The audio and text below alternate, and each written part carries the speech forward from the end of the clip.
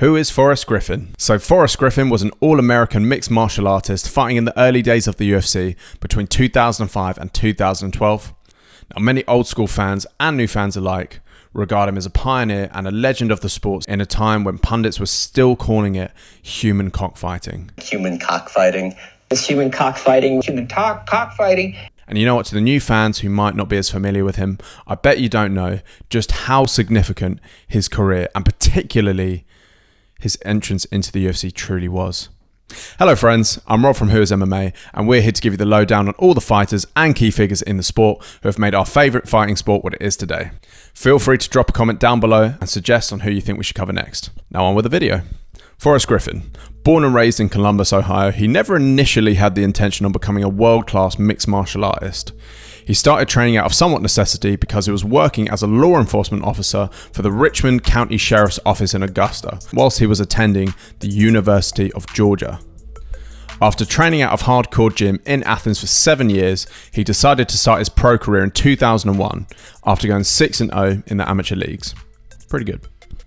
His debut fight was against someone who already at the time was a bona fide MMA legend, Dan Severn. He was riding a record at the time of 47 wins, 6 losses and 4 draws when Forrest was only just making his debut, which is wild. Today you get guys in modern boxing fighting guys who are like 0-30 when you get Forrest taking on a guy who's 47-6 already. It's mental. Unfortunately for Forrest, he lost that fight, but you can't really blame him given his experience, or lack thereof. But after that, he went on a great run in his next 10 fights, going 9-1 in multiple promotions, very respectable, and working a full-time job as a police officer still. But little did he know, he was about to be a part of something truly historic in combat sports. On this season of The Ultimate Fighter, 16 of the country's best unsigned mixed martial arts fighters are about to get the opportunity of a lifetime. The Ultimate Fighter Season 1, with tough coaches Chuck Liddell, the Iceman, versus Captain America, Randy Couture. Now, in case you didn't know, The Ultimate Fighter, or TUF, was a reality TV show featuring up-and-coming MMA fighters in competition for a 6-figure UFC contract. Now, it was pitched to several networks at the time, but everyone just rejected it because MMA was still a bit taboo and not really accepted at the time, with fighters getting through the stages just by winning fights against one another.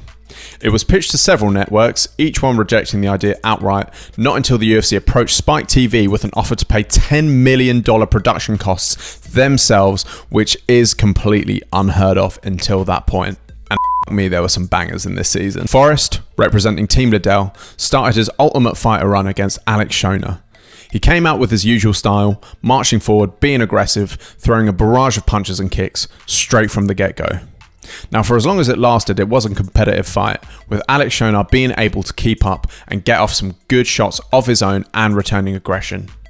However, as we know now, Forrest was just a bit too much for him. He managed to get Alex to the ground, pass his guard with relative ease, and after that, it was all she wrote.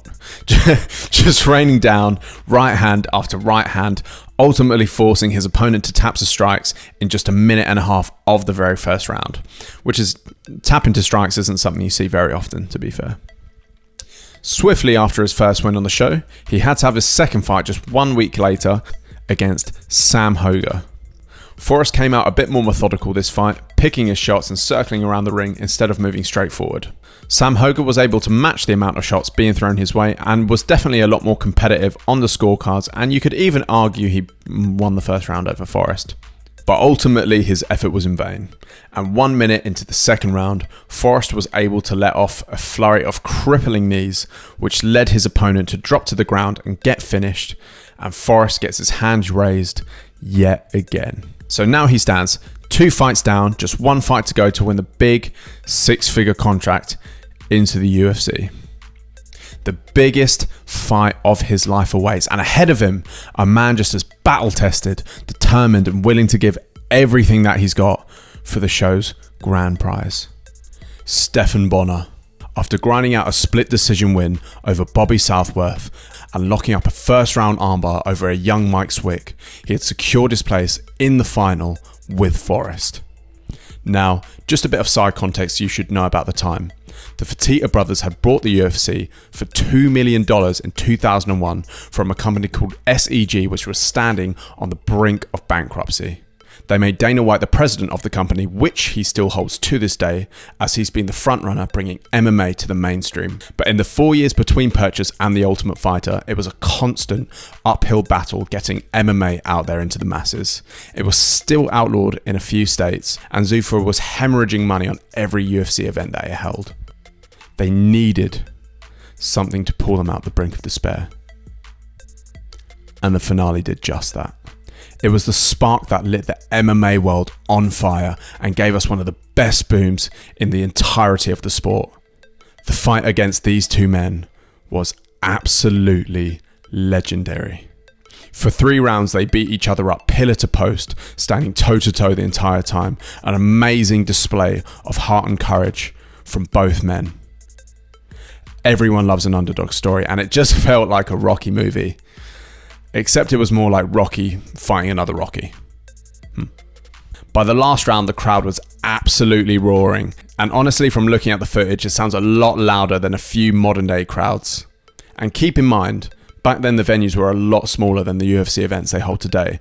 Like, looking it up, the capacity for the event was only around 3,000 people. So to be comparable to arenas with 15 to 20,000 people, it's quite something.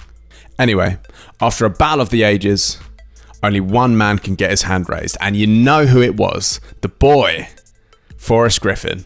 The fight was actually so magnificent. Right there in the ring, Dana and the Fertitta brothers had actually given a contract to both Forrest and Stephan, even though Stephan was the one that lost the fight.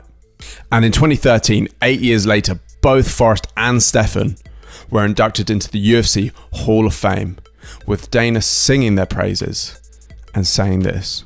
Let me tell you what, as far as this company goes, for sure, but as far as this sport goes, this was the most important fight in the history of this company. At the time when this fight happened, okay, you know where we were back then. You know where we were and what was happening with the sport. We were $44 million in the hole into this business. So we went out, we shopped The Ultimate Fighter around to every network on earth. Nobody wanted The Ultimate Fighter, nobody. Last guys we talked to was Spike TV, they didn't want it either. We said, how about if we pay for it? They liked that idea a lot better. First season cost us $10 million. The minute that thing aired, it started pulling the highest numbers they'd ever had in the history of the network. By the time the Chris Lieben, Bobby Southworth, Josh Koscheck thing happened, we were like 2.3 million viewers, which is crazy, crazy numbers. So we get down to the finale, Diego Sanchez and Kenny Florian fight. Diego annihilates him in a minute. And I'm like, this is so bad, man. This is not good. Then Stephan Bonnar, Forrest Griffin come out. This fight was so small, it was at the Cox Pavilion. The Cox Pavilion in Las Vegas, right? During 6 minutes of that fight, 12 million people tuned in for 6 minutes of that fight. You know how crazy that is? You know what insane numbers those are? And if anybody, who was there that night? Was anybody actually in the arena? People were stomping their feet in the place. It sounded like a fucking train was going through that place. There has never been a more important fight in the history of the UFC. There has never been a more important fight except for like UFC 1 in the history of mixed martial arts. And it is our honor to induct Forrest Griffin and Stephan Bonnar into the UFC Hall of Fame. But a question, how did he actually perform when he was in the UFC? The tough finale was a barn burner, but Forrest wasn't exactly being praised for being the most technical fighter, and beating everyone in the tough house is a big ask in itself. But how did he actually fare against the best of the best? Well, pretty good. Over his entire UFC career, he actually won a lot more than he lost, and he amassed a respectable total number of 15 UFC fights. He introduced a killer to the UFC when he faced off against a 16-2 Shogun Rua in 2007, who everyone had massive expectations for. Shogun was viewed as one of the greatest fighters on the planet at the time, getting knockout after knockout after knockout in Pride against elite fighters. So as expected, he actually came into that fight at an opening odds favourite at a -350 to win, which is a very big favourite. Now, although Forrest was already a fan favourite, he'd had a few ups and downs by this point, going 5-2 into the UFC up to this fight. And to be honest, against a talent like Shogun, he was seen as somewhat of a sacrificial lamb. However, as we all know, MMA is unpredictable, and truly, anything can happen. Forrest was able to pull off what was seen as the impossible. He withstood everything that came his way from Hua, and was able to pull off a third-round submission to win the fight. The win is considered truly one of the best and biggest upsets in MMA history, but this wasn't the only time Forrest had upset the odds. Riding the massive win over Shogun, this lined him up for a world title fight against Quinton Rampage Jackson, who lined Forrest up as his second title defense. Bookmakers had Rampage at a -270 favourite, and Forrest yet again found himself being doubted by almost everyone as a massive underdog going into this. Everything he had accomplished in MMA had led to this fight. Coming from a contestant on Tough, just trying to get into the UFC, and having a few ups and downs in his initial UFC run, and then pulling off one of the biggest upsets of all time against Shogun, just to be doubted all over again. But he proved them all wrong. He went in there against one of the pound for pound scariest men in MMA, digging deep and fighting the fight that he needed. In the first round, Forrest actually got knocked down, but he got back up.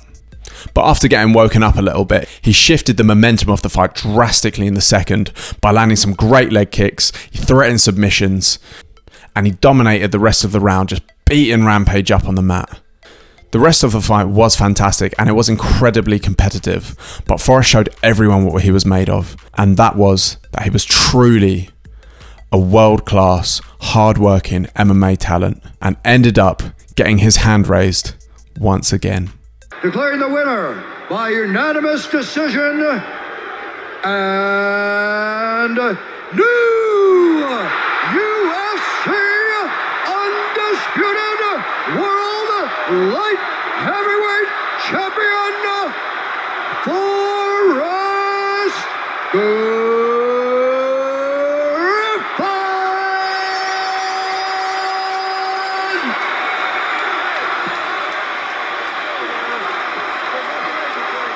The man who helped to bring us to where we are today is the new light heavyweight champion.